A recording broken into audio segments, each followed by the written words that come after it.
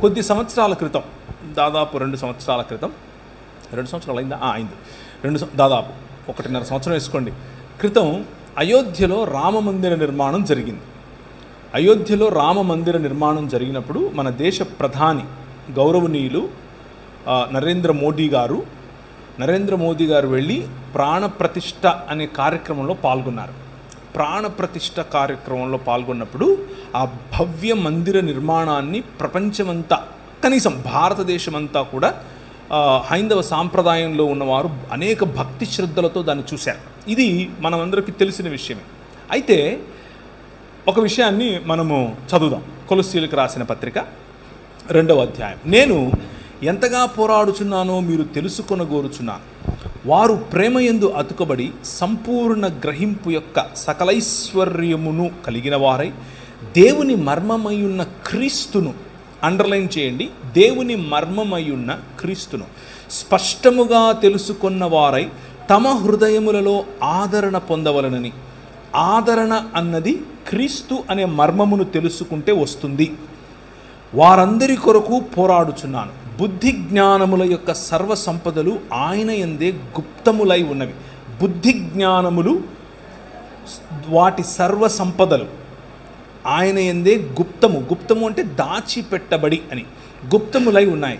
ఎవడైనను చక్కని మాటల చేత మమ్మును మోసపరుచుకుంటున్నట్లు ఈ సంగతిని చెప్పుచున్నాను. నేను శరీర విషయంలో దూరముగా ఉన్నను, ఆత్మ విషయంలో మీతో కూడా ఉండి మీ యోగ్యమైన ప్రవర్తనను క్రీస్తునందలి మీ స్థిర విశ్వాసమును చూచి ఆనందించుచున్నాను. కావున మీరు ప్రభువైన క్రీస్తు యేసును అంగీకరించిన విధమున ఆయన యందు వేరు పారిన వారై ఇంటి వలె కట్టబడుచు మీరు నేర్చుకున్న ప్రకారము విశ్వాసమందు స్థిరపడుచు.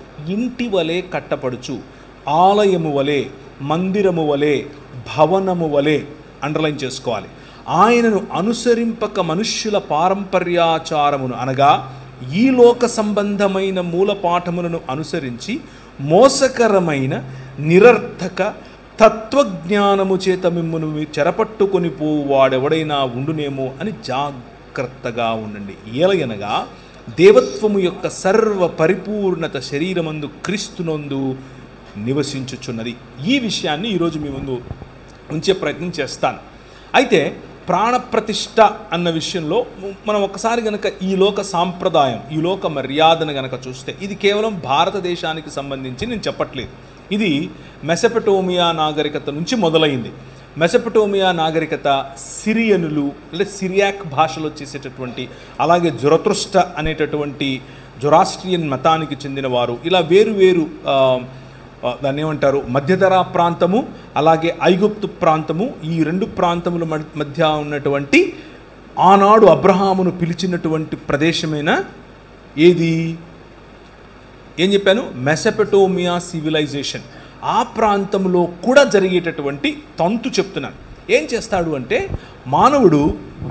మానవుడు తన పారంపర్యాచారముల చేత చక్కగా నీరు పీల్చుకోనటువంటి, నీరు ఏమాత్రము ఇంకనటువంటి ఒక రాయిని చూస్తాడు. ఆ రాయిని శిల్పి చేతికి ఇస్తాడు.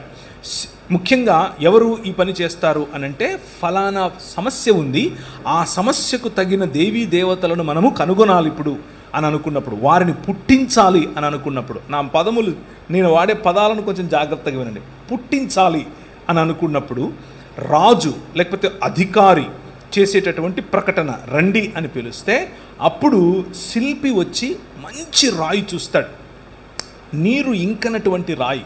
ఇది అన్ని సివిలైజేషన్స్లో ఇలాగే జరిగింది. ఇది మన దేశంలో కూడా జరుగుతోంది. సో ఆ శిల్పిని తీసుకుని దానిని చక్కగా చాలా ఏకాగ్రతతో, చాలా అందులో తనకున్నటువంటి నిపుణతనంతటినీ కూడా ధారపోసి చక్కటి శిల్పంగా తయారు చేస్తాడు. శిల్పి చేతిలో పడిన రాయి శిల్పం అవుతుంది. శిల్పమైన రాయిని తీసుకుని రావాలి. తీసుకుని వచ్చి ఆలయము అనేటటువంటి ఒక ప్రదేశం, ఆలయం అనంటే ఆ ఆలయానికి శిల్పము ఉంచి ప్రాణప్రతిష్ఠ చేయనంత వరకు అది ఆలయం కాదు, అది కేవలము ఒక భవనం అంతే.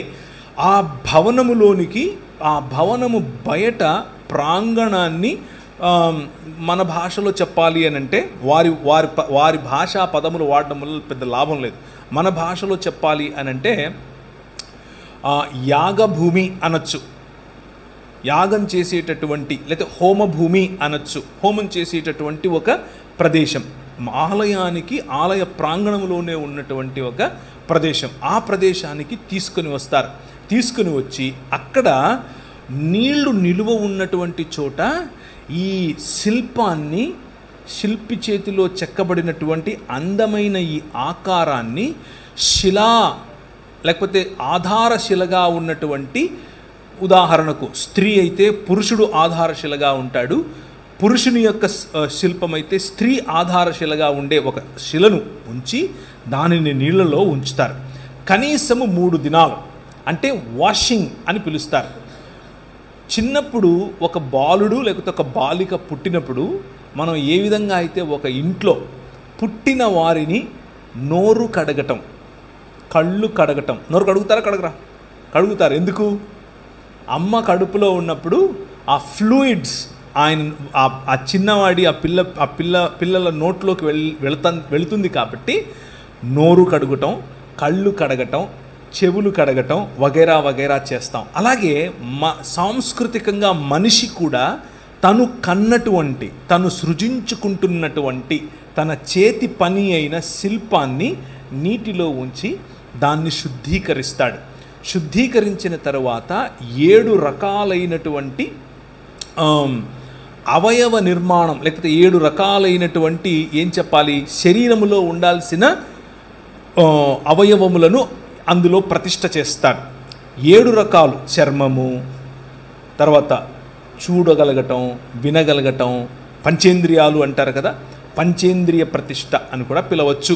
అలా చేసిన తర్వాత తీసుకుని వచ్చి పువ్వుల మీద పడుకోబెడతారు. కనీసం ఒక 3 రోజులు పువ్వుల మీద పడుకోబెట్టిన తర్వాత చర్మ సౌందర్యం పెరగాలని చెప్పి పిల్లవాళ్ళకు మనం ఏ విధంగా అయితే పసుపు రాసి మంచిగా మాలిష్ చేసి పడుకోబెడతామో, ఉయ్యాలలో వేస్తామో, అలాగే శిల్పి చెక్కినటువంటి తన చేతి పని అయిన ఈ శిల్పాన్ని తీసుకొని వచ్చి ఒక మంచి పరుపు మీద పడుకోబెడతారు. పరుపు మీద పడుకోబెట్టిన తర్వాత దాన్ని తీసుకుని, ఇప్పుడు 3 రోజులు అయిపోయింది, ఆ శిల్పాన్ని తీసుకుని, దాన్ని పిసిల్ అని పిలిచారు. ఎక్కడ? మధ్యధరా ప్రాంతంలో. దాన్ని తీసుకుని వెళ్ళి ఆలయములో ప్రతిష్ఠించే క్రమంలో ప్రాణప్రతిష్ఠ చేస్తారు. ప్రాణప్రతిష్ఠ చేసినప్పుడు వారి చెవులలో, అంటే దానికంటే ముందు కన్నులకు మైనం పూసి కన్నులు తెరవకుండా ఉంచినటువంటి ఆ శిల్పానికి కన్నులు తెరిచే క్రమంలో ఆవును కానీ లేకపోతే పోసినటువంటి ధాన్యాన్ని కానీ చూపిస్తారు. ఎందుకు అనంటే ఆ కన్నులు తెరిచినటువంటి తేజోమయమైన లేదా తేజస్సు కలిగినటువంటి దేవుని యొక్క ఆవాహనాన్ని మనం పట్టుకోలేము, మనం దాన్ని గమనించలేము అన్న భయంతో. ఇదంతా కూడా మనుష్యులు చేస్తున్నటువంటిది.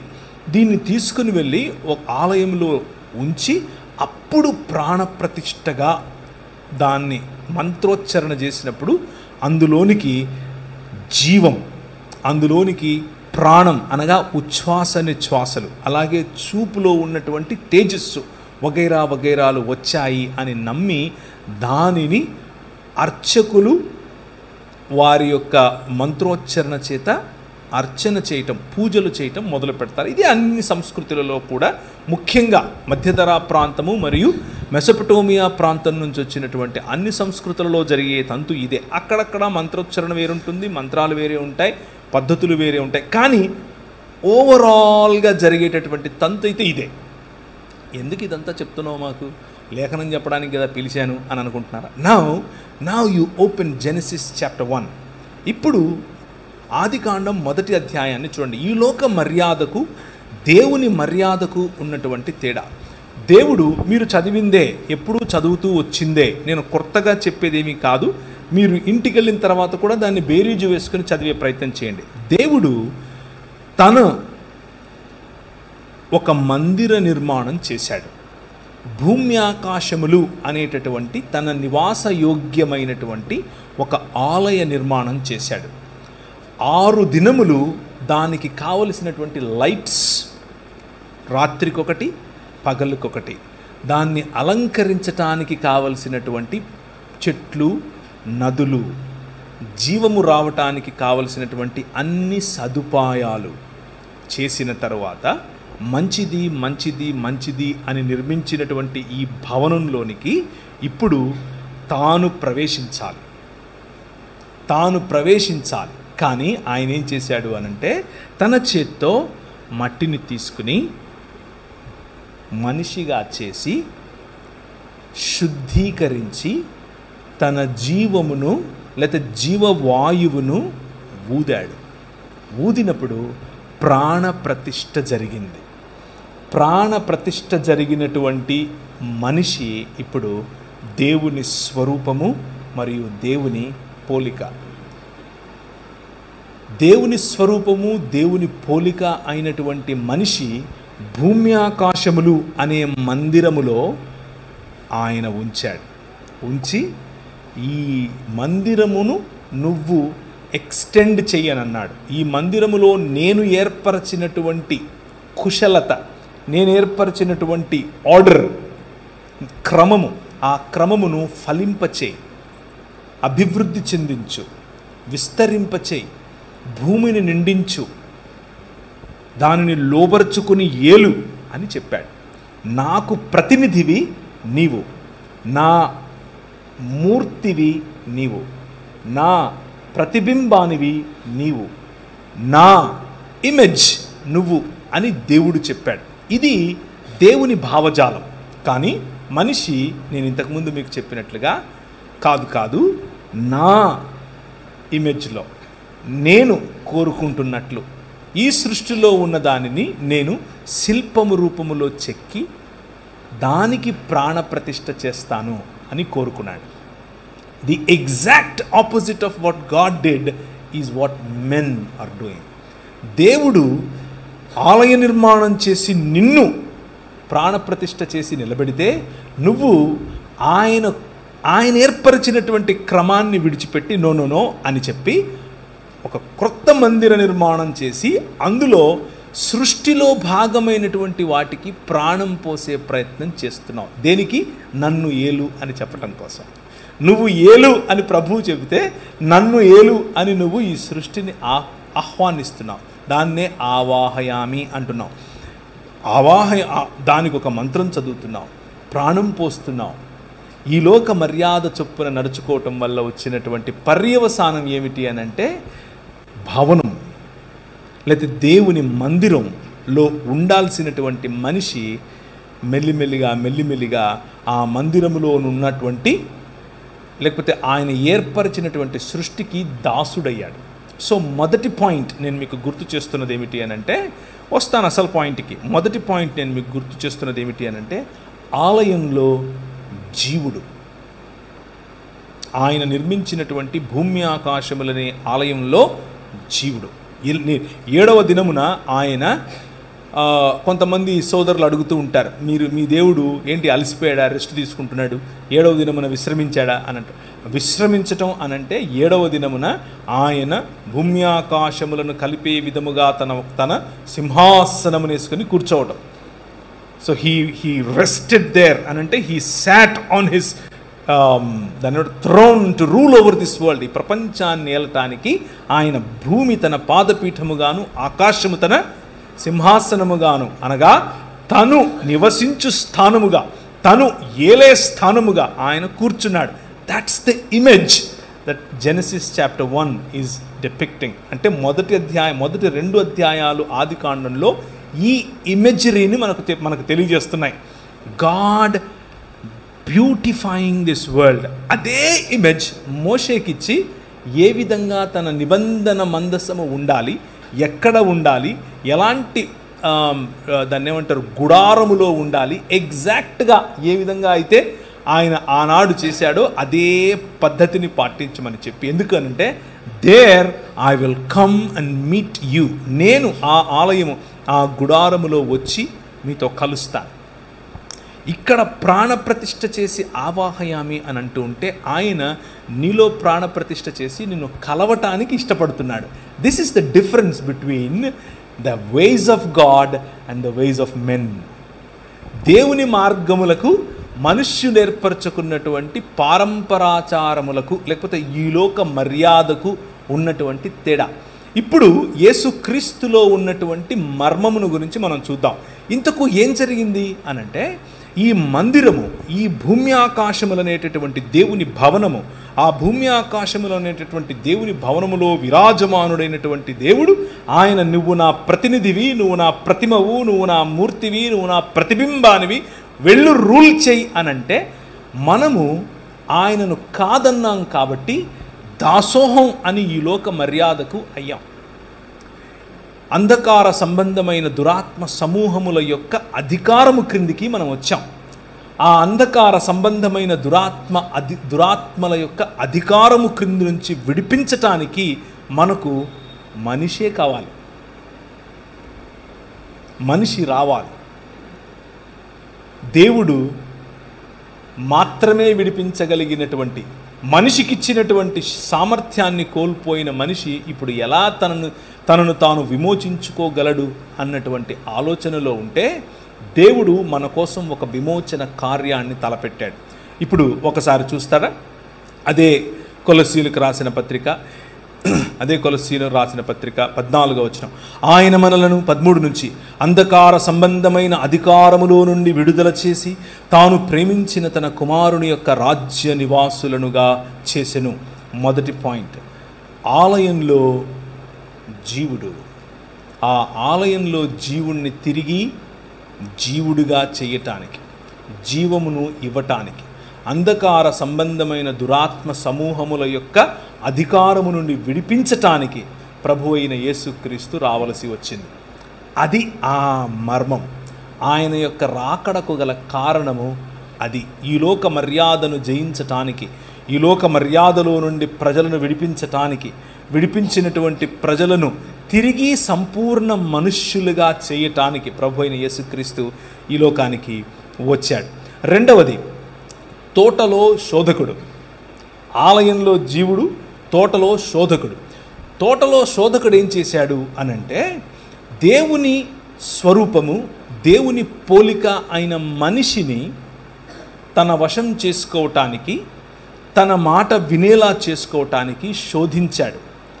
మనిషి శోధించబడినప్పుడు అంధకార సంబంధమైన దురాత్మ సమూహముల యొక్క మాటను దేవుని నిజమాటతో పోల్చుకున్నప్పుడు దేవుని మాట వద్దు, ఈ మాటే కావాలి అని నిర్ణయించుకున్నాడు. అలా నిర్ణయించుకున్న కారణం చేత మొత్తం మానవ సమాజం, ప్రపంచములో ఉన్న ప్రతి మానవ సమాజం దీనికి దాసోహం అయ్యింది. పుట్టిన ప్రతి బిడ్డ, పెరిగిన ప్రతి బిడ్డ దీని ఇన్ఫ్లుయెన్స్లోనికి వస్తున్నాడు. ఈ తోట, ఆయన వేసినటువంటి సుందరమైన ఈ వనం, భూమి ఆకాశములు అనే ఈ భవనం, అందులో మనం కోల్పోయినటువంటి భూమి ఇప్పుడు మనకు కనిపిస్తుంది. భూమి కోల్పోయినటువంటి మనుష్యులు సేవకులై, ఎవరికి? శోధకునికి సేవకులై బ్రతుకుతూ ఉన్నారు. This is the problem. ఈ ప్రాబ్లం నుంచి విడిపించటానికి వచ్చిన వాడే మన ప్రభు అయిన యేసుక్రీస్తు. అయితే యెషయా గ్రంథం మొత్తాన్ని గనక మీరు చదివితే, ఇప్పుడు సమయం లేదు, దానికి ముందుగా యెషయా గ్రంథం పోవటానికి ముందుగా ఒక్కసారి చూడండి దయచేసి. హబక్కూకు గ్రంథము 2వ అధ్యాయం 18 నుంచి చదువుతున్నాను. చెక్కడపు పనివాడు విగ్రహమును చెక్కుట వలన ప్రయోజనమేమి?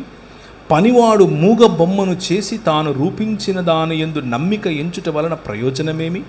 అబద్ధములు బోధించు పోత విగ్రహముల యందు నమ్మిక ఎంచుట వలన ప్రయోజనమేమి? కర్రను చూచి మేలుకొమ్మనియు, మూగరాతిని చూచి లేచి పొమ్మనియు చెప్పువానికి శ్రమ. అది ఏదైనా బోధింపగలదా? అది బంగారముతోనూ వెండితోనూ పూత పూయబడెను గాని దానిలో శ్వాస ఎంత మాత్రమునూ లేదు. అయితే యెహోవా తన పరిశుద్ధాలయములో ఉన్నాడు, ఆయన సన్నిధి లోకమంతా మౌనముగా ఉండుడి. ఒకవైపు మనుష్యులు చేస్తున్నటువంటి శిలలకు ప్రాణం పోసి, లేకపోతే శిల్పములకు ప్రాణం పోసి మూర్తులుగా చేసే ఆలయమును గురించి మాట్లాడుతూ, వాటికి ఏమాత్రమూ శక్తి లేదని, వాటిలో ఉచ్ఛ్వాస నిశ్వాసలు లేవని, అబద్ధములు బోధిస్తాయని చెబుతూ ఉన్నటువంటి ప్రవక్త దాని వెంటనే, కానీ ఎవరు? ఆయన యెహోవా తన పరిశుద్ధాలయములో ఉన్నాడు అని చెప్తున్నాడు. ఆయన తన పరిశుద్ధాలయములో ఉండి ఈ ప్రపంచమంతా కూడా మౌనముగా ఉండే విధముగా రాజ్యం చేస్తున్నాడు అని చెప్తున్నాడు. ఈ మర్మాన్ని అర్థం చేసుకునే ప్రయత్నం చేయాలి. Let's unpack this a little bit more.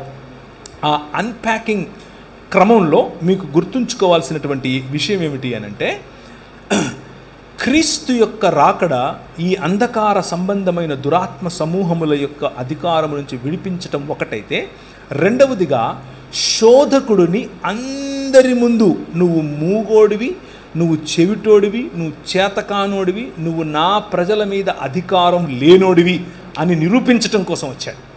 ఆయన శిలువ రక్తము చేత ప్రజలను తన తండ్రితో సంధి చేస్తూ ఈ లోక సంబంధమైనటువంటి అధికారములన్నిటినీ శిలువ మీద బాహాటంగా వాటి యొక్క ఓటమిని ప్రదర్శించాడు. That is what Jesus is doing. యేసుక్రీస్తు చేస్తున్నది అది. భూమి ఆకాశముల యొక్క కలయిక, తిరిగి ఆలయం యొక్క నిర్మాణం, తిరిగి దేవుని సన్నిధి యొక్క నిర్మాణం, తిరిగి దేవుడు వచ్చి యథావిధిగా మనుష్యుల మధ్య నివాసము చేసేటటువంటి ఒక ప్రణాళిక. ఆ ప్రణాళిక యేసు క్రీస్తు అనేటటువంటి ఈ మర్మం. ఏలయనగా ఆకాశమందున్నవి భూమి యందున్నవి, దృశ్యమైనవి గాని అదృశ్యమైనవి గాని, సింహాసనములు, ప్రభుత్వములు, ప్రధానులు, అధికారులు సర్వము ఆయన యందు సృజింపబడెను. సర్వము ఆయన ద్వారా, ఆయనను బట్టి సృజింపబడెను. ఆయన అన్నింటికంటే ముందున్నవాడు, ఆయనే సమస్తమునకు ఆధారభూతుడు. ఆయన యందు సర్వ సంపూర్ణత నివసింపవలెననియు, ఆయన శిలువ రక్తము చేత సంధి చేసి ఆయన ద్వారా సమస్తమును, అంటే అవి భూలోకమందున్నవైనను పరలోకమందున్నవైనను వాటన్నిటినీ ఆయన ద్వారా తనతో సమాధానపరచుకునవలనని తండ్రి అభీష్టమాయను. ఇది ప్రణాళిక. ప్రభు అయిన యేసు క్రీస్తులో ఉన్న మర్మం ఏమిటి అని అంటే, నేను చచ్చిపోతాను పరలోకం పోతాను కాదు, అది మతం. ప్రభు అయిన యేసు క్రీస్తులో ఉన్న మర్మం ఏమిటి అని అంటే, unity of heavens and earth, భూమి ఆకాశముల కలయిక, అధికారములన్నీ తిరిగి ఆయన చేతిలోనికి రావటం, రాజ్యములన్నీ తిరిగి ఆయన రాజ్యముగా మారటం, శోధకుడి యొక్క మూతి పళ్ళు రాలగొట్టడం. అందరూ అనుకున్నారు, ఏంటి ఊగులాడెత్తున్నాడు పైన, నిన్ను నువ్వు కాపాడుకోలేవా అని ఒకడు అంటున్నాడు, నువ్వు దిగిరా అని ఒకడు అంటున్నాడు, ఒకడేమో పక్కలో పొడిచి చచ్చిపోయాడో లేదో చూస్తున్నాడు. కానీ ఆయన అంత భయంకరమైనటువంటి శోధన, అంత భయంకరమైనటువంటి వయలెన్స్, మనిషి ఏర్పరచుకున్నటువంటి విగ్రహములు, మనిషి ఏర్పరచుకున్నటువంటి లోక మర్యాద. విగ్రహము అనంటే ఈ నేను ఉదయం మొదట్లో నేను చెప్పినట్లుగా నీరు పీల్చుకోనటువంటి రాయి, దానిని చక్కగా చెక్కినటువంటి శిల్పి, ఇది మాత్రమే కాదు. మనిషి చాలా చక్కగా ఏర్పరచుకున్నటువంటి కులం, చాలా జాగ్రత్తగా తయారు చేసుకున్నటువంటి మతం, చాలా పొదుపుతో సంపాదించుకునేటటువంటి ధనం, ఇలాంటి అనేక భావజాలాలు మనిషి పైన ఏలుతున్నాయి. ఈ భావజాలాల నుంచి విడిపించటం, మనిషిని మనిషితోనూ మనిషిని దేవునితోనూ కలపటం. ఈ క్రైస్తవ లోకంలో ఎంతమంది ఈరోజు విగ్రహారాధనలో ఉన్నారో చెబితే మీకు అసలు అర్థం కాదు. విగ్రహారాధన అనంటే వెళ్ళి రాయి ముందో రప్ప ముందో తలంచటం కాదు, అవి బొమ్మలు. బొమ్మకు విగ్రహానికి ఉన్న తేడా ఏమిటి అనంటే, ప్రతి విగ్రహము వెనుక ఒక భావజాలం ఉంటుంది. ఆ భావజాలం మనిషి పైన రాజ్యం చేస్తుంది. కానీ మనిషే దేవుడు ప్రాణప్రతిష్ఠ చేసినటువంటి ఆయన ప్రతిబింబం అనే భావజాలం నుంచి మనం వస్తున్నాం. ఈ భావజాలానికి ఆ భావజాలానికి పడదు. అది మనం అర్థం చేసుకోవాలి. అలా అర్థం చేసుకోకపోతే మెల్లిమెల్లిగా మనకు తెలియకనే ఈ లోక మర్యాదలోనికి జారిపోతాం. ఇది విగ్రహము కాదులే అని అనుకుంటూనే విగ్రహాన్ని మన నెత్తిన పెట్టుకుంటాం.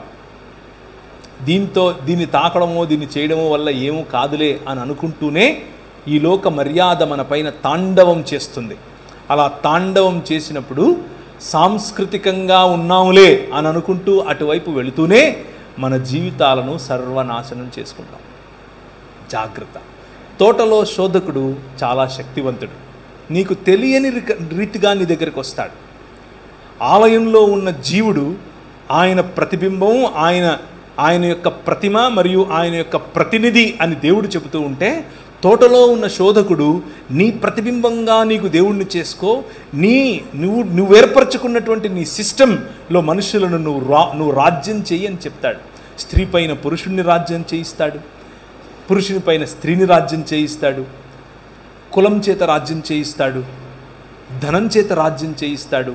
ఏదో ఒక రకంగా కట్లలో కట్టి పడేయటమే వాడికి ఉన్నటువంటి శోధకుడికి, తోటలో ఉన్న శోధకుడికి ఉన్నటువంటి ప్రధాన లక్ష్యం. ఏదో ఒక రకంగా సంకెళ్ళు బిగించటమే వాడి ప్రధాన లక్ష్యం.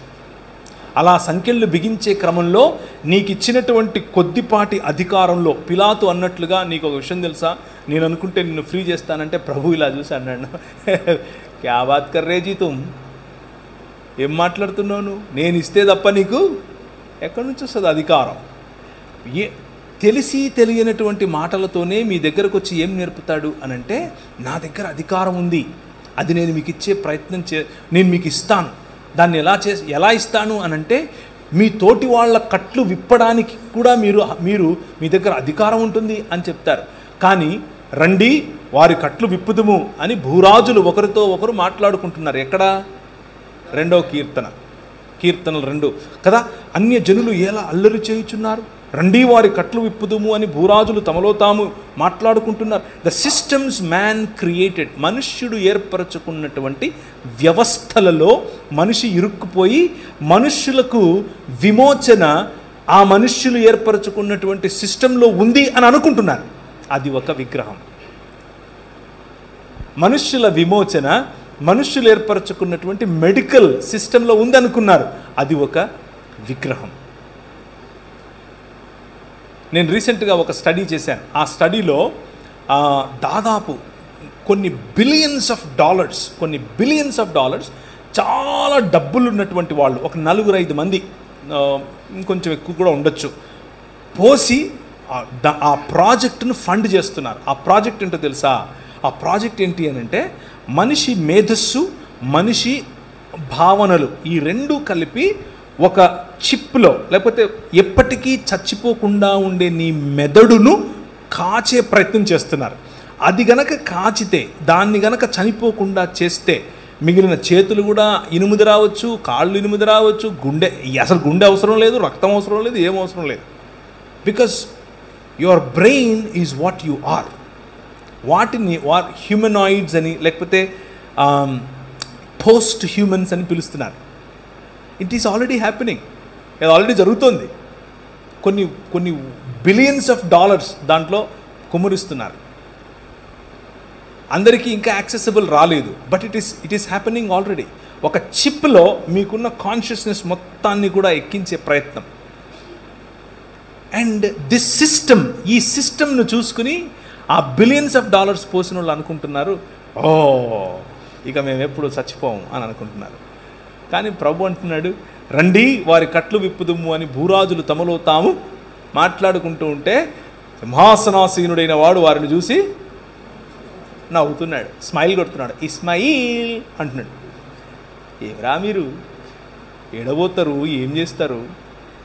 నా కుమారుడు నేను నిన్ను కనియున్నాను, ఇదిగో నా కుమారుడు, ఆయన సియోనులో నుండి ఆయన రాజ్యమేలటానికి వచ్చాడు, ఆయన భుజముల మీద రాజ్యభారం ఉంటుంది, ఆయన ఆశ్చర్యకరుడు, ఆయన అద్భుతకరుడు, ఆయన ఆలోచనకర్త, ఆయన బలవంతుడైన దేవుడు, ఆయన నిత్యుడగు తండ్రి. ఆయన ఎలా వస్తాడో తెలుసా? సేవకుడై వస్తాడు. ఇప్పుడు 3వ మాట, ఆలయంలో జీవుడు పోయే క్రమంలో ఆ నశించిపోవటానికి గల కారణం తోటలో ఉన్న శోధకుడు. అయితే ఈ లోకములో నిజమైన మానవుడు రావాలి. లోకంలో నిజమైన మానవుడు, క్రీస్తు మర్మమును గురించి మనం మాట్లాడుకుంటూ ఉన్నప్పుడు మనం మొదటిగా దేవుడు చేసినటువంటి మనిషి దేవుని స్వరూపమందు, దేవుని పోలిక చొప్పున, తన ప్రతిబింబంగా, తన ప్రతిమగా, తన ప్రతినిధిగా ఉన్నాడు అని అనుకుంటే ఈ మనిషి దారి తప్పాడు. కానీ ప్రభు అయిన యేసు క్రీస్తు 2000 సంవత్సరాల క్రితం, పురాతన కాలము మొదలుకొని శాశ్వత కాలము తన ప్రత్యక్షతలు చూపిస్తూ వస్తూ ఉన్నటువంటి దేవుడు, మామూలు వాడు కాదు, దేవుడు నిజమైన మనిషిగా మన మధ్యకు వచ్చాడు. నిజమైన మనిషిగా. ఆ నిజమైన మనిషి ఈ లోకంలో రావాలి. ఈ లోకంలో వచ్చినటువంటి ఆ నిజమైన మనిషికి ఉన్నటువంటి ప్రధాన లక్ష్యం ఏంటో తెలుసా? మిమ్మల్ని ఇక్కడ నుంచి తీసేసి ఇంకేదో గ్రహానికి తీసుకెళ్ళటం కాదు. మిమ్మల్ని ఇక్కడ నుంచి తీసుకెళ్ళిపోయి ఇంకెక్కడో వేరే లోకంలో పెట్టడం కాదు. నో. ఆకాశములు యెహోవా వశము, భూమిని ఆయన నరులకు ఇచ్చాడు. భూమిని ఆయన నరులకు ఇచ్చాడు. 115వ అధ్యాయం 115వ కీర్తన 16వ వచనం ఇంటికి వెళ్ళి చదువుకోండి. సో ఇచ్చినటువంటి ఈ భూమిని, మంచిదని చెప్పినటువంటి ఈ భూమిని, నా నివాస స్థలము అని చెప్పినటువంటి ఈ భూమిని ఆయన క్రొత్తాకాశము క్రొత్త భూమిగా మరల్చటానికి, తన శరీరమందు మరణాన్ని చంపటానికి నిజమైన మానవుడిగా ప్రభువైన యేసుక్రీస్తు ఈ లోకానికి వేంచేశాడు. That is the beauty of Christian thought. క్రైస్తవ జీవన విధానానికి ఉన్నటువంటి ప్రధానమైన లేదా అందమైన, మీ మరెక్కడా దొరకనటువంటి, కేవలము ఇక్కడే దొరికేటటువంటి 66 పుస్తకాలు ఉన్నటువంటి మీ బైబిల్ గ్రంథంలో మాత్రమే దొరికేటటువంటి థాట్ ఏమిటి అని అంటే, మనిషి మతాన్ని కడతాడు, దేవుడు మనిషిని కడతాడు. మనిషి మతాన్ని కడతాడు. మతం నిన్ను చంపుతుంది, మతం నిన్ను విభజిస్తుంది. అది క్రైస్తవ మతమైనా సరే. మతం చిచ్చు పెడుతుంది, మతం జలసీ ఇస్తుంది, మతం అవతలి వాడికంటే నిన్ను గొప్పగా నీకు పంపు కొడుతుంది. ఎందుకు అనంటే, తోటలో శోధకుడు ఉపయోగించే ప్రధానమైన వెపన్ మతం. కానీ దేవుడు మనిషిని చేస్తాడు. ఆయన నిర్మించినటువంటి ప్రధానమైన వ్యవస్థ ఏమిటి ఈ ప్రపంచంలో అనంటే, మనిషి. In the image of God, దేవుని యొక్క స్వరూపము, దేవుని యొక్క పోలికలో ఉన్నటువంటి మనిషి. యెషయా గ్రంథం మొదటి 39 అధ్యాయాలు ఈ తోటలో శోధకుడి చేత పతనావస్థలో ఉన్నటువంటి ఆలయంలో ఉన్న జీవుని గురించి మాట్లాడుతుంది. మొదటి 39 అధ్యాయాలు. 40వ అధ్యాయం నుంచి ఆఖరి అధ్యాయం వరకు లోకములోనికి రాబోతున్నటువంటి, లేదా లోకములోనికి వచ్చినటువంటి, అప్పటికింకా రాలేదు కాబట్టి రాబోతున్నటువంటి నిజమైన మానవుడి గురించి మాట్లాడుతుంది.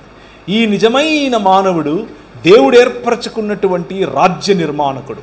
ఈ నిజమైన మానవుడు ఇశ్రాయేలుకు ప్రతినిధి. ఈ నిజమైన మానవుడు సర్వలోకమునకు ప్రతినిధి. ఈ నిజమైన మానవుడు సర్వ మానవాళికి ప్రతినిధి. ఇశ్రాయేలును నిజమైన రాజ్యముగా చేయటం ఈయనే చేస్తాడు. ఇశ్రాయేలుగా ఈయనే పిలువబడతాడు. ఇశ్రాయేలు చేయాల్సినటువంటి లోకమునకు వెలుగునిచ్చేటటువంటి పనిని ఈయనే చేస్తాడు. ఈయన చేసి ప్రపంచములను ఆకర్షిస్తాడు. ఖమ్ అని చెప్తాడు. జకర్యా గ్రంథం 2వ అధ్యాయం 8 నుంచి అవుతారన్న, 8 నుంచి. జకర్యా గ్రంథం, సైన్యములకు అధిపతియగు యెహోవా సెలవిచ్చినదేమనగా, మిమ్మును ముట్టినవాడు తన కనుగుడ్డును ముట్టినవాడని, మిమ్మును దోచుకొనిన వారికి అన్య జనుల యొద్దకు ఆయన నన్ను పంపినాడు. ఎవరు మాట్లాడుతున్నారు? ఎవరు మాట్లాడుతున్నారు? ఆయన మాట్లాడేది. ఓకే, మరి పంపింది ఎవరు? ఆయన నన్ను పంపాడు అంటే ఎవరు? ఆలోచించండి, ముందు చదవండి ఇంకా. ఓకే, ఇంకా నేను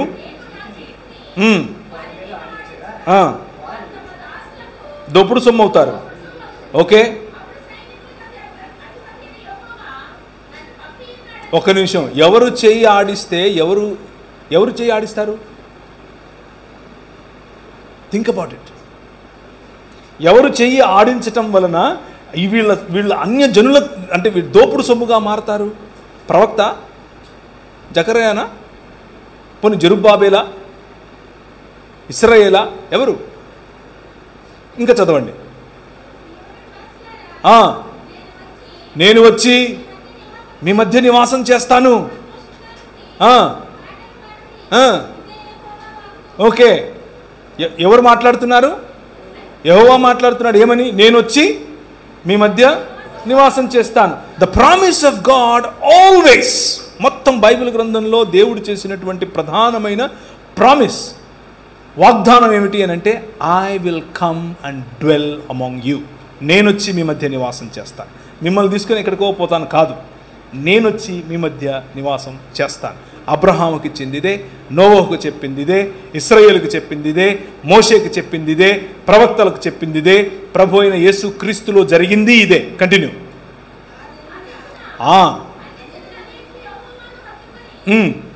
ఒక్క నిమిషం నుండి, యెహోవాను హత్తుకుంటే ఎవరికి జనులు అవ్వాలి?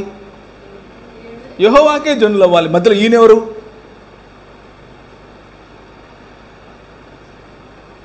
మధ్యలో ఈయనెవరండి? సరే చదవండి.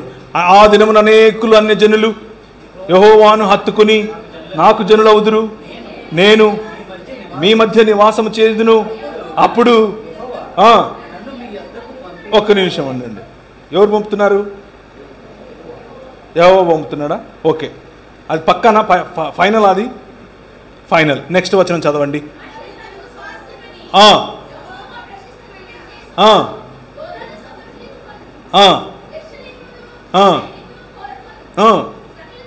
సకల జనులారా, ఒక్క నిమిషం ఆగండి ఆగండి ఆగండి.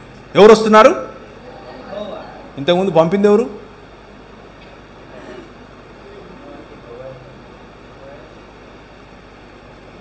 యెహోవా పంపాడు.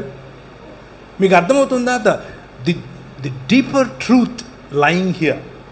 క్రీస్తు అనే మర్మం ఏమిటి అని అంటే, ఆయన యెహోవాగా పిలువబడినటువంటి వాడు, యెహోవా పంపగా వచ్చినటువంటి యెహోవా దేవుడు. యెహోవా పంపగా వచ్చినటువంటి తన పరిశుద్ధాలయమును విడిచి భూమి ఆకాశములు అనేటటువంటి ఆయన చేసినటువంటి మందిరములో తన నివాసమును ఏర్పరచుకోవటానికి వచ్చేటటువంటి సకల జనులారా సంతోషించండి, ఉల్లసించండి, ఇశ్రాయేలు నీ భాగ్యం ఎంత గొప్పది అని చెప్పటానికి ఆది యందు వాక్యముగా, ఆది యందు వాక్యమై, ఆది యందు దేవుడై, దేవుని వద్ద ఉన్నటువంటి వాక్యము కృపాసత్య సంపూర్ణుడిగా మన మధ్య ఏమేసింది? డేరా వేసెను. వాసం అంటే స్కెనియా అన్న పదం వాడారు. మీరు స్కెనియా బస్సులు చూసారా? ఆర్టీసీ బస్సులు, ఏపీఎస్ఆర్టీసీ స్కెనియా అని రాసుంటాయి. స్కెనియా అంటే టెంట్ అని అర్థం, గ్రీక్ పదం అది. ఆయన మన మధ్య గుడారము వేసెను. That is who Christ is. అది క్రీస్తు అంటే. మనం చేసుకునే బుడిగల్లో ఉంటాడంటారేంటి మీరు? రాయి తీసుకొని వచ్చి ఇది దేవుడు అంటారేంటి మీరు? నీళ్ళల్లో పెట్టి కడుగుతారు పిల్లోడిని పుట్టినట్టు. ఆయన మిమ్మల్ని శుద్ధి చేశాడు. మీరేదో పంచేంద్రియాలు పెడతానంటున్నారు. ఆయన మీకు ఏమిచ్చాడు? పంచేంద్రియములు ఇచ్చాడు. ఆయన మీకు బుద్ధినిచ్చాడు, తెలివినిచ్చాడు. మీరు తీసుకొచ్చి పూల మీద పడుకోబెడతారంటే మన స్కిన్ తాకి చూడండి ఎలా ఉంటుందో. మీరేం తెచ్చి మళ్ళీ కళ్ళకు మైనం పెట్టడం ఏంటి, తీయటం ఏంటి? ఆయన ఏం చేశాడు? లోకమునకు వెలుగై నీకు వెలుగునిచ్చాడు. నువ్వు కళ్ళు తెరిస్తే ఆయన వెలుగు కనిపిస్తుంది. ఇక్కడి నుంచి వచ్చే వెలుగు చూడలేనంతది అది కాదు, అది లోక మర్యాద. ఆయన ఇచ్చే వెలుగు లేనిదే నువ్వు చూడలేవు. కూర్చున్నటువంటి వారికి నేను ఇచ్చే పిలుపు. Is there anybody sitting here? ఎవరైనా ఇక్కడ కూర్చొని ఉన్నారా ఈ రాజుతో పరిచయం లేని వాళ్ళు? యెహోవా పంపగా వచ్చినటువంటి యెహోవాతో పరిచయం లేని వాళ్ళు మతంలో ఉన్నారు, చర్చికి వస్తున్నారు, ఊదిబత్తీలు టెంకాయలు లేవు, అవన్నీ ఓకే, బాగానే ఉంది. కానీ ఈ క్రీస్తుతో దేవుని యొక్క బుద్ధి జ్ఞానముల సకలైశ్వర్యములు ఇమిడి ఉన్నటువంటి దేవత్వము యొక్క సర్వ సంపూర్ణత శరీరమందు నివసిస్తున్నటువంటి క్రీస్తు, the image of God, true image of God, నిజమైన దేవుని యొక్క నిజమైన ప్రతిబింబం, నిజమైన ప్రతినిధి, నిజమైన ప్రతిమ. నిన్ను అలాగే చేశాడు. నువ్వేమన్నావు? ఊరుకో, నాకు ఇది కావాలన్నావు, పోయావు. కానీ ఇంకొక ఆయన వచ్చాడు, నిజమైన ప్రతినిధి, నిజమైన మనిషి. క్రైస్తవం అనేది ఎక్కడికో ఏదేదో చేసేది కాదు. క్రైస్తవం అనేది మనిషిని నిజమైన మనిషిగా మార్చే మార్గం. అందుకే క్రీస్తు వచ్చాడు. That is the beauty of Christianity. క్రైస్తవం యొక్క ప్రధాన లక్ష్యం ఏమిటి అని అంటే to bring humans back to their original self. పాపము అన్న పదానికి నిర్వచనం ఏమిటి అని అంటే హమర్తీయ అన్న పదం వాడారు గ్రీకులో. హమర్తీయ అని అంటే మిస్సింగ్ ద మార్క్, గురి కోల్పోవటం. దీని గురేంటి? నేను మాట్లాడితే దాని గురేంటి? దీని శబ్దాన్ని పట్టుకొని మీకు వినిపించేది. దీని గురేంటి? నన్ను చూపించటం, అంటే నన్ను రికార్డ్ చేయటం. దీని గురేంటి? అది చూసేదాన్ని దీనిలో కనిపించాలి. మనిషి గురేంటి? మనిషిగా బతకాలి, మనిషిగా బతకాలి. ఆయన రంగరించి పోసిన మైక్గా ఉండాలి. నా ఉద్దేశం అది. కెమెరాగా ఉండాలి. కెమెరా నేను మైక్ పని చేస్తానంటే కుదరదు. మనిషి చేసింది అదే. మనిషి నువ్వు మనిషిగా ఉండరా అంటే లేదు నేను పశువును అవుతాను అన్నాడు. ఎలుగుబంటిని తీసుకొచ్చి దేవుడు అన్నాడు. ఏనుగు నా దేవుడు అంటాడు. తొండ మీద వచ్చి కూర్చొని పాటలు పాడతాడు. పులిని చూసి దేవుడు అంటాడు. సాటి మనిషిని చూసి దేవుడు అంటాడు. అరే నువ్వు మనిషిరా బాబు అని అంటే లేదు నేను దేవుడిని అవుతానంటాడు. అటు దేవుడు కాలేదు, ఇటు మనిషి కాలేకపోయాడు. అదే సమస్య. దాన్నే పాపం అంటారు. Very simple. Bible talks about sociological issues లాగా, అంటే సమాజానికి సంబంధించినటువంటి కోణాన్ని మీ ముందుకు తీసుకొస్తున్నా. మనిషి ఆ విధంగా బ్రతకలేకపోయాడు కాబట్టే మనుష్యత్వం కోల్పోయాడు. దేవుడిచ్చినటువంటి మహిమను కోల్పోవటం అని అంటే చావు తెచ్చుకోవడం, చచ్చిపోవడం. ఈ సృష్టిని ఏలాల్సినటువంటి వాడు సృష్టిలో ఉన్నటువంటి లాస్, ఈ సృష్టిలో ఆయన ఏర్పరిచినటువంటి నియమాలకు బానిసయ్యాడు మనిషి. కానీ నీటి మీద నడిచేవాడు, అలలపైన నడిచిన ఈ లాస్ పనిచేయవు ఈ నిజమైన మనిషి పైన. He walks on the water. యాక్చువల్గా మనము తిరిగి ఆయన మహిమలోనికి ప్రవేశించినప్పుడు గొళ్ళెం పెడితే లోపలికి వచ్చేస్తాడు ఆయన. వచ్చాడా లేదా సార్? తిరిగి లేచినప్పుడు when you kill the death, నువ్వు ఈ మరణాన్ని చంపి బయటకు వచ్చినప్పుడు ఈ లాస్ నీ మీద పనిచేయవు. You gonna have a different body. ఈ శరీరం ఉంటుంది. నువ్వు నన్ను గుర్తుపడతావు. అరే బట్టలు వేసుకుని మా దగ్గరికి వచ్చాడు, మా ఊరికి ప్రవీణ్ విడిపోయాడు, గుర్తుపడతావు నన్ను. నేను నిన్ను చూస్తాను, వాళ్ళ బాగున్నావా, నిన్ను చూశాను. We will see each other, we will know each other. You can touch me, I can touch you. క్రైస్తవం అనేది it's a practical way of life, a realistic way of life, a realistic way that exists forever.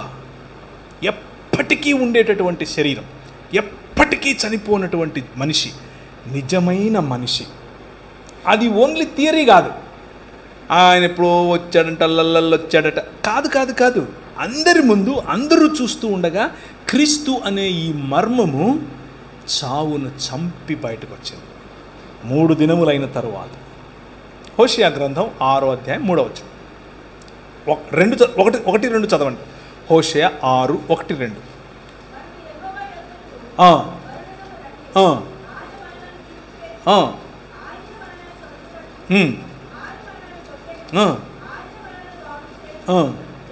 రెండు దినములైన తరువాత ఆయన మనలను బ్రతికించును, మనము ఆయన సముఖమందు బ్రతుకున్నట్లు 3వ దినమున.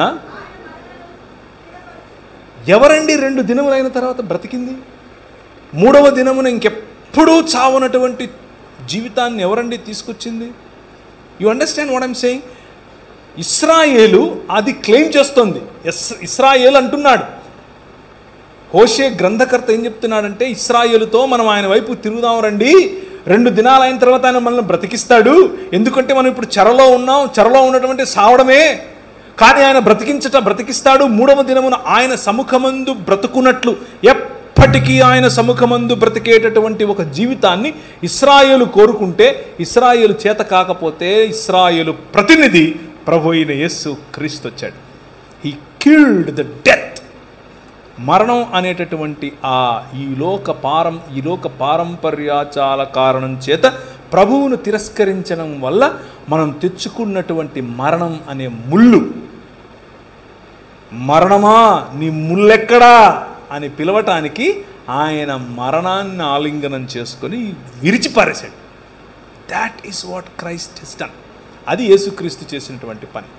ఇప్పుడు మార్గం సుగమం, మీ ఎదుట మార్గం సుగమం. మీరు మతంలో, క్రైస్తవ మతంలో బైబిల్ చదవటం, ప్రార్థన చేయటం ఇవన్నీ ఓకే, కానీ ఈ మార్గం తెలుసా మీకు? ఆయన చూపించిన ఈ మార్గం మరణాన్ని చంపే మార్గం, శత్రువును గెలిచే మార్గం, ప్రేమతో పగవాడి అక్కడెక్కడ వెళ్తూ ఉంటే పరిగెత్తుకుని పోయి అనా నేనే అని ఆలింగనం చేసుకోవటం, అవతలోడు దూషిస్తూ ఉంటే తిడుతూ ఉంటే వాడిని నవ్వుతూ చూసి గాడ్ బ్లెస్ యూ బ్రదర్ అని అంటే వాడి నెత్తి మీద నిప్పులు పోసినట్టు ఉంటుంది. Do you know this way? మీకు ఈ మార్గం, దేవుని మార్గం అర్థమవుతుందా? That is your call. అది మీ పిలుపు. క్రైస్తవ సంఘం కేవలం భక్తి లేకపోతే భజన చేసుకుని ఒకానొక రోజు చచ్చిపోవడానికి మనం ఇక్కడ లేము. That is not what we are called for. అది కాదు మనం పిలువబడింది. మనం పిలువబడింది మచ్ బిగ్గర్ ప్రాజెక్ట్, ఇంకా చాలా పెద్ద ప్రాజెక్ట్. ఏంటి ఆ project? The project of bringing humans to new humanity. మనుష్యులను నిజమైన మనుష్యత్వం వైపుకు పిలిచేటటువంటి project. Calling people to a resurrected life. పునరుత్థానం చెందినటువంటి శరీరముల వైపుకు పిలిచేటటువంటి పిలుపు. అన్నిటినీ మించి క్రీస్తును పోలిన మానవత, నిజమైన మనుష్యత్వం. ఇది క్రైస్తవం. నిజమైన మనుష్యత్వం, ఈ లోకంలో నిజమైన మానవుడు. ఆయన అదృశ్య దేవుని స్వరూపి అయి సర్వ సృష్టికి ఆది సంభూతుడై ఉండులాగున ఆయన ఏం చేశాడు? తన కుమారుని యందు మనకు విమోచననిచ్చాడు. అలాగే ఆయన మరణములో నుంచి ఆది సంభూతుడై బయటకు వచ్చాడు. So that you all can come back to life or you all can resurrect. మీరు ఆయన తరువాత ఆయన మార్గమును అనుసరించిన కారణం చేత పునరుత్థానులు అవ్వాలని, ఆయన సముఖమందు ఎల్లప్పుడూ ఈ భూమిని స్వతంత్రించుకొని, నూతనాకాశమును నూతన భూమిని స్వతంత్రించుకొని బ్రతకాలని, మూడవ దినమున ఆయన సముఖమందు స్థిరపడాలని తండ్రి అభీష్టం. మత ప్రాతిపదికన 4 రోజులు బ్రతికేసి వెళ్ళిపోదాం అని అనుకుంటే this way will disappoint you. ఈ మార్గం నిన్ను డిసప్పాయింట్ చేస్తుంది. కానీ మరణాన్ని చంపాలి, నూతన సృష్టిగా మారాలి, క్రీస్తును పోలిన జీవన విధానంలోనికి రావాలి అని అంటే welcome, welcome to a new way. And that is ఆయన కడుతూ ఉన్నటువంటి క్రొత్త ఇల్లు, ఆయన కడుతున్నటువంటి క్రొత్త ఆలయం, ఏ చేతి సహాయము లేకుండా తీయబడినటువంటి రాయి, ఆధారశిల, ఇంతింతై మహాపర్వతమై ప్రపంచమంతటా వ్యాపించే ఆధారశిల. ఆ ఆధారశిల పైన నిజమైన మానవుడు యేసు క్రీస్తు మీ హృదయముల యందు ప్రతిష్ఠ చేస్తే, మీ హృదయముల యందు ఆయనను ప్రతిష్ఠించుకుంటే బ్రతుకుతారు. You will live. మనము బ్రతుకున్నట్లు యెహోవా వైపుకు మరలదము రండి. Now let me ask you simple question. మీరు ఏర్పరచుకున్నటువంటి మీ హృదయాల్లో మీ పైన రాజ్యమేలుతున్నటువంటి వ్యవస్థలు ఏంటివి? కొంతమందికి అది డబ్బు, కొంతమందికి కులం, కొంతమందికి మినిస్ట్రీ. మినిస్ట్రీ ఎక్కడన్నా అవుతుందా? ఎస్. కొంతమంది వాళ్ళు ఏర్పరచుకున్న మినిస్ట్రీ వాళ్ళకొక విగ్రహం, వాళ్ళకొక వ్యవస్థ, దాని చేత పరిపాలించబడుతూ ఉంటారు. కొంతమంది వాళ్ళు ఏర్పరచుకున్నటువంటి కులం, మతం, వర్గం, ప్రాంతం, దేశం, ఇవన్నీ వేరు వేరు వ్యవస్థలు. ఆ వ్యవస్థలు ఒక ఐకాన్ను ఏర్పరచుకొని, ఆ వ్యవస్థలకు ఒక బొమ్మ ఏర్పరచుకొని వాటిలో ఈ వ్యవస్థ ప్రాణం పోస్తుంది. అది మిమ్మల్ని ఏలుతుంది. ఏం ఏలుతుంది మిమ్మల్ని ఈరోజు? Think about it. క్రీస్తు మార్గములో కాక, క్రీస్తు మీ పైన ఏలటం కాక, ఏ వ్యవస్థ మీ పైన ఏలుబడి చేస్తుంది అని ఒక్కసారి ఆలోచించాలి. ఒక్కసారి కనుక డీపర్గా మీరు ఆలోచిస్తే చాలా బొమ్మలు బయటకు వస్తాయి. తవ్వే కొద్దీ ఆయన అన్నారు, పురుషోత్తమ చౌదరి, త్రవ్వుతున్న కొలది పెరుగు తరగదునా. అది మనిషి. వన్ సోల్ ఫోకస్, ఒకే ఒక్క ఫోకస్.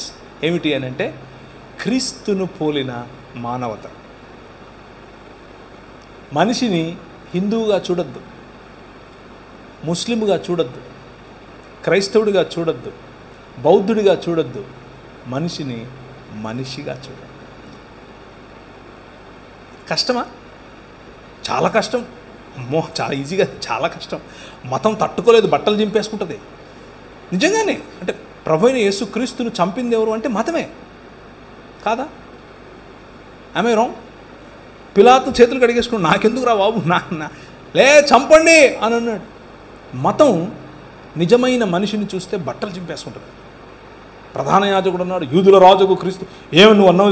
అవును, నువ్వు అన్నట్టే. మనుష్య కుమారుడు ఆకాశ మెగారుడై దిగివచ్చుట మీరు చూస్తారు అని అంటే ఇంతకంటే ఎక్కువ సాక్ష్యం కావాలని బట్టలు చింపుకున్నాడు. మతము తట్టుకోలేదు మనిషిని. Try to live a real human life. నిజమైన మనిషిగా బ్రతికి చూడు. మతం మెల్లిమెల్లిగా తన పట్టు కోల్పోతుంది. That's what Paul did. పౌలు చేసింది అదే.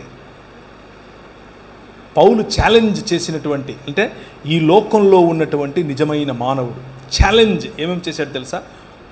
మొదటిది, రెండవ మందిరపు యూదా సమాజము యొక్క విగ్రహములను ఛాలెంజ్ చేశాడు. రెండవ మందిరం, first temple Judaism is different from second temple Judaism. Second temple జుడాయిజంలోనే ప్రభువైన యేసుక్రీస్తు కూడా వచ్చారు. నెంబర్ 2, ఫారసీకల్ లా, అంటే పరిసయ్యుల యొక్క ధర్మశాస్త్రం పట్ల ఉన్నటువంటి నిష్ఠాభావాలను ఛాలెంజ్ చేశాడు. నెంబర్ 3, హెల్లెనిస్టిక్ యూదులు, అంటే యూదులలో ఉన్నటువంటి వారు కొందరు గ్రేకుల యొక్క హెలెనిజంను అడాప్ట్ చేసుకుని రెండిటి మధ్య సింక్రటిస్టిక్ లైఫ్ జీవించారు. వాళ్ళ ముందు నిలబడుకొని he challenged them to come back to Christ. క్రీస్తు వైపుకు రమ్మని పిలిచాడు.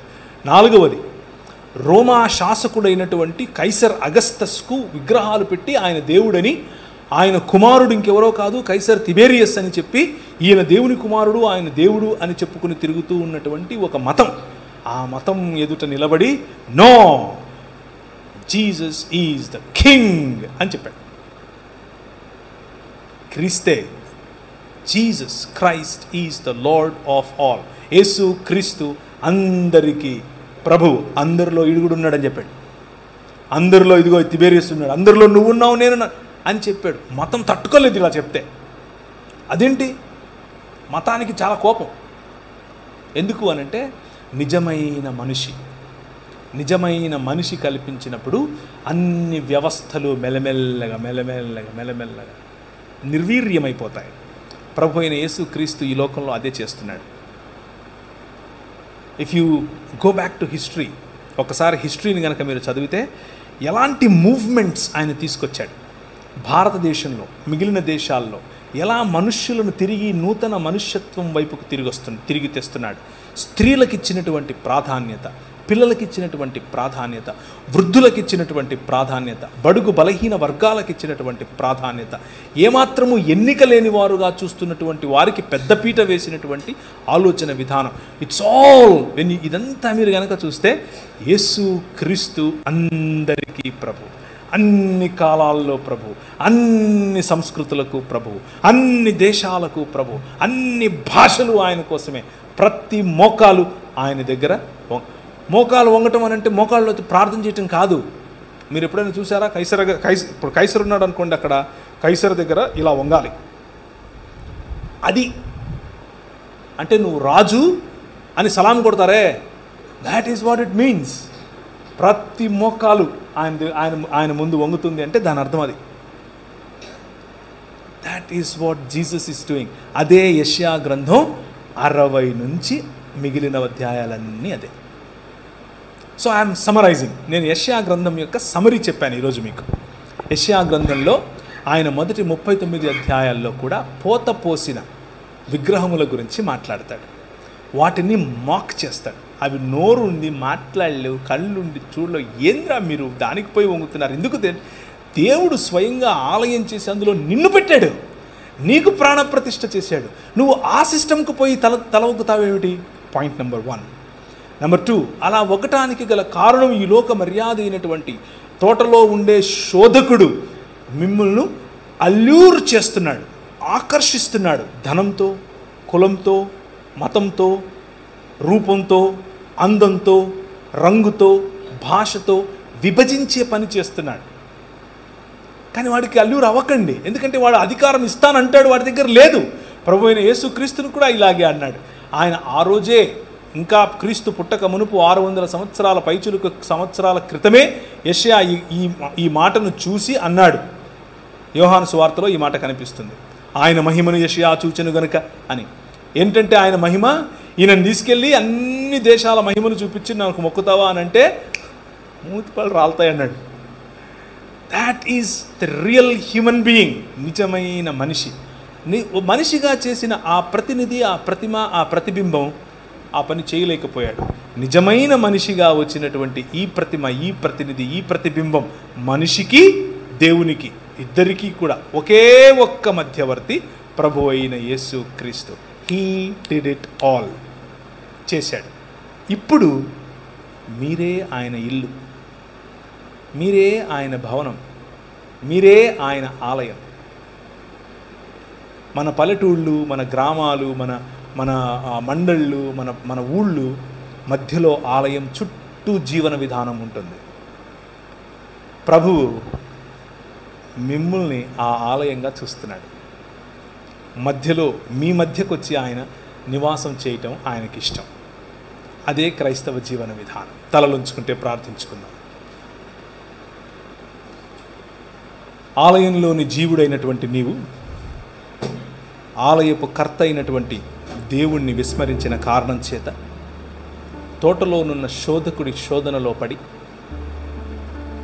అంధకార సంబంధమైన దురాత్మ సమూహముల యొక్క ప్రభావము కిందికి వెడలిపోతే యెహోవా పంపగా వచ్చినటువంటి యెహోవా ఈ లోకములో నిజమైన మానవుడిగా వచ్చాడు. నిజమైన మానవుడిగా నిన్ను తిరిగి మనుష్యత్వం వైపుకు పిలుస్తున్నాడు. నా ప్రశ్న, ఈరోజు రాత్రి నువ్వు పడుకునే దానికి ముందు ఒక చిన్న ప్రశ్న వేసుకుని పడుకో. Am I living a real true human life? నిజంగా నేను మనిషిలాగా బతుకుతున్నానా? నా పైన ప్రభావం చూపిస్తున్నటువంటి నా కోపము, నా జలసి, నా అసూయ, నా గర్వం ఎక్కడి నుంచి పశుప్రాయుడనైపోయేంతగా నేను ఎందుకు ఇలా అవుతున్నాను అని ఆలోచించు. అమ్మతో సంబంధం ఎలా ఉంది? అక్కతో సంబంధం ఎలా ఉంది? అన్నతో సంబంధం ఎలా ఉంది? ఈ సంబంధాల పట్ల నీకు ఉండాల్సినటువంటి ఆలోచన నిజమైన మనిషిగా కాకపోతే ఈ ఆలోచనలు రావు. పశుప్రాయుడిగా ఉండిపోతావు. నాకెందుకు నా డబ్బు ఉంది, నాకెందుకు నా కులం ఉంది, నాకెందుకు నా ప్రాంతం ఉంది అని అనుకుంటావు. But you are calling my brother, my sister, నా సహోదరుడా, నా సహోదరి, నీ పిలుపు మనిషిగా బ్రతకటం. దాన్ని కోల్పోవటమే పాపం. Very simple. Reflect on it. దాని మీద కొంచెం ధ్యానించే ప్రయత్నం చేయి. కృపగలిగిన తండ్రి, ఈ రాత్రికాల సమయంలో నీవు నిర్మించినటువంటి నీ భవనం, నీవు నిర్మించినటువంటి నీ ఆలయంలో సింహాసనాసీనుడవై కూర్చున్నటువంటి నీవు, నీకు ప్రతినిధిగా బ్రతకాల్సినటువంటి మేము నీ అధికారాన్ని విడిచిపెట్టి స్వీయ అధికారం, స్వీయ రాజ్యం వైపుకు వెళ్ళినప్పుడు మమ్మును అంధకార సంబంధమైన దురాత్మ సమూహముల రాజ్యముల నుండి విడిపించి నీకు సొత్తుగా, నీ రాజ్యముగా, నీ కుటుంబముగా, నీ జత పనివారముగా చేసుకొనటానికి నిజమైన మానవుడిగా ఎదించినటువంటి యెహోవా పంపిన యెహోవా నీ ఎదుట సాగిలపడి నిన్ను మ్రొక్కుతున్నాం, నిన్ను ఘనపరుస్తున్నాం. నీవు తప్ప వేరొక దేవుడు లేడు, నీవు తప్ప వేరొక దైవం లేదు, నీవు తప్ప వేరొక అలీజెన్స్ లేదు, నీవు తప్ప వేరొక రాజు లేడు అని మా నోటితో ఒప్పుకొని నిన్ను ఘనపరిచి నిన్ను స్తుతించి నీకే మా స్తుతి మా ఆరాధన సమర్పిస్తున్నాం. ఇదిగో ప్రభువా, చేరి వచ్చిన ప్రతి ఒక్కరూ నీ పట్ల, నీ కరుణ గల హస్తము పట్ల, నీ కనికరము గల చూపు పట్ల, నీ యొక్క సన్నిధి మాధుర్యం పట్ల, నీ ముఖ కాంతిని గైకొనాలన్న ఆలోచనతో వచ్చినారు. ప్రతి ఒక్కరిని తాకండి, ప్రతి ఒక్కరిని వారికి కావలసిన స్వస్థత, వారికి కావలసిన ప్రభా సంబంధాలలో మార్పు, వారికి కావలసిన పరిపక్వత, వారికి ఇవ్వాల్సినటువంటి ఆర్థిక వనరులు, వారికి ఇవ్వాల్సినటువంటి అధికారం నీ వైపు నుంచి దయచేయమని, ప్రతి ఒక్కరిని జ్యోతుల వలె ఇక్కడ నుంచి పంపించమని చిన్న ప్రార్థన యేసు నామమున అడుగుతున్నాము తండ్రి.